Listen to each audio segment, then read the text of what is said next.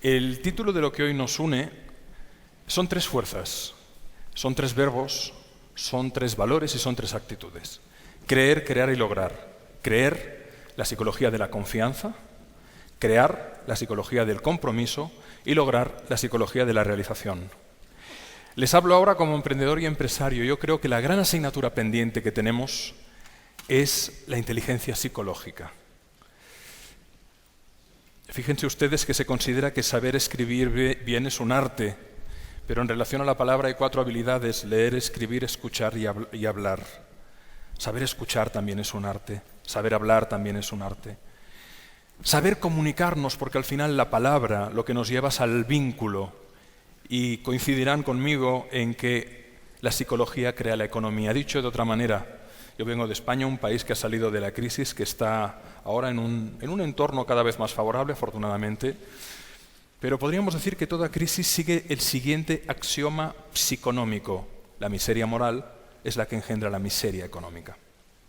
Solo cuando hay calidad en el alma, decían los clásicos, puede haber calidad en la materia. Solo cuando hay calidad en el pensamiento, el sentimiento, la emoción, las actitudes, los principios y los valores, podemos transformar la realidad. Vamos a hacer un viaje sobre eso, sobre la relación entre la psicología y la economía, entre los valores y el valor, entre lo que creemos y lo que creamos. Y lo haremos siguiendo estos 3 verbos que, si nos fijamos, obedecen a un criterio.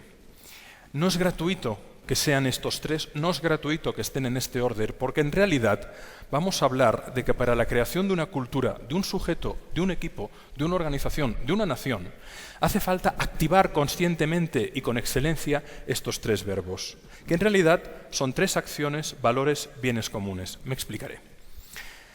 A la acción de creer le corresponde el valor de la confianza, y el bien común es el vínculo de calidad. La confianza es un atributo singular que trae de cabeza a los psicólogos sociales. Tomen ustedes a cualquier ser humano, piensen en alguien a quien conozcan o a quien amen, o piensen en ustedes mismos.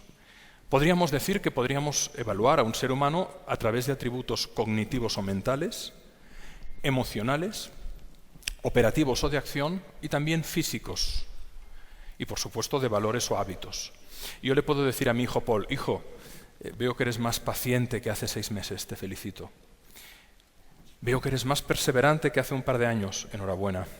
Puedo decirle a un amigo: te has engordado, te has adelgazado. Puedo decirle, o me pueden decir: te veo más alegre, te veo más triste.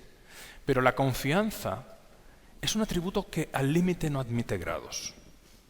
Si a un amigo le pregunto: ¿confías en mí? Y me dice: un poco, es que no confía. La confianza al límite es binaria, está o no está. Es una apuesta. La confianza es dar el mando, yo te doy el mando. Piensen en alguien con quien hayan tenido altos niveles de confianza a lo largo de su existencia. Puede ser mamá, papá, un abuelo, una abuela, puede ser un maestro, una maestra, un hermano, un amigo. ¿Qué ocurre cuando entre un vínculo se instala un alto nivel de confianza? ¿Qué sucede? Suceden muchas cosas. La confianza nos lleva a la intimidad, a la capacidad de hablar claro, sin la voluntad de herir, pero para el bien común. Incluso la confianza nos permite ser contundentes en la crítica, criterio. La confianza nos lleva a la eficacia. Por eso es tan importante crear grupos humanos con altos niveles de confianza, porque cuando confiamos plenamente en el otro le pasamos el balón.